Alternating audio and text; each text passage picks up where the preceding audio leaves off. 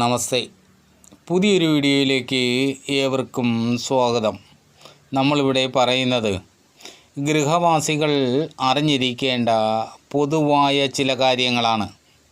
ഒരു ഗൃഹത്തിൻ്റെ കിഴക്കും വടക്കുമുള്ള കാലി സ്ഥലത്തേക്കാൾ കുറവായിരിക്കണം ആ ഗൃഹത്തിൻ്റെ തെക്കും പടിഞ്ഞാറുമുള്ള കാലിസ്ഥലം. അല്ലാത്തപക്ഷം ഗൃഹവാസികൾക്ക് സ്വസ്ഥമായി അവിടെ ജീവിക്കാൻ പറ്റാത്ത ഒരു സാഹചര്യമായിരിക്കും. അവിടെ പണവും പദവിയുമൊക്കെ ഉണ്ടാകാം, എങ്കിലും ഓരോ വിഷയവുമായി ബന്ധപ്പെട്ട് എന്നും പ്രശ്നങ്ങളായിരിക്കും. നമ്മുടെ പരിസരത്തെ ഇങ്ങനെയുള്ള ഗൃഹങ്ങൾ പരിശോധിച്ചാൽ നമുക്ക് മനസ്സിലാക്കാൻ കഴിയുന്ന കാര്യമാണിത്.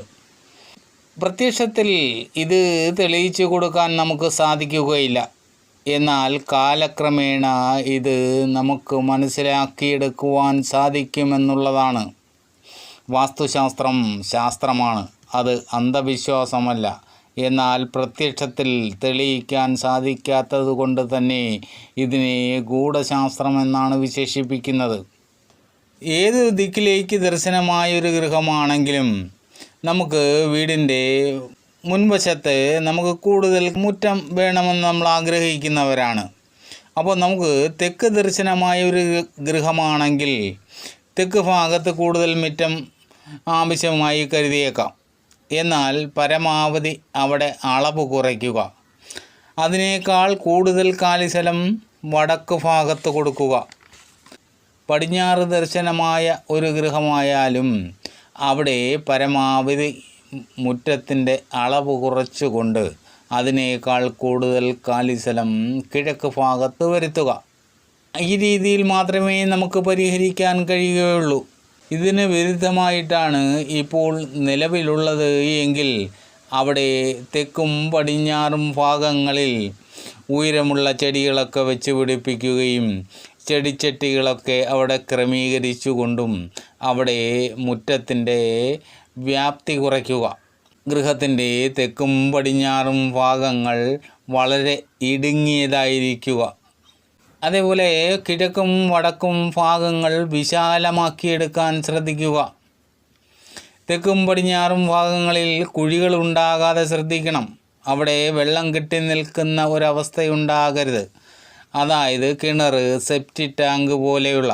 തെക്ക് ദർശനമായൊരു വീടാണെങ്കിലും പടിഞ്ഞാറ് ദർശനമായൊരു വീടാണെങ്കിലും അവിടെ നമ്മൾ ചെടികളൊക്കെ വെച്ച് ചിലപ്പോൾ മീനെ വളർത്താൻ വേണ്ടി ഫിഷ് ടാങ്കുകളൊക്കെ ചെയ്യാറുണ്ട്. ഒരു കാരണവശാലും തെക്കും പടിഞ്ഞാറും ഭാഗങ്ങളിൽ അങ്ങനെയൊന്നും ഉണ്ടാകരുത്. അത് വളരെയധികം ശ്രദ്ധിക്കണം. പരമാവധി എല്ലാം തന്നെ ആ തെക്കും പടിഞ്ഞാറും ഭാഗങ്ങളിൽ ഉയർന്നതായിരിക്കാൻ ശ്രദ്ധിക്കുക.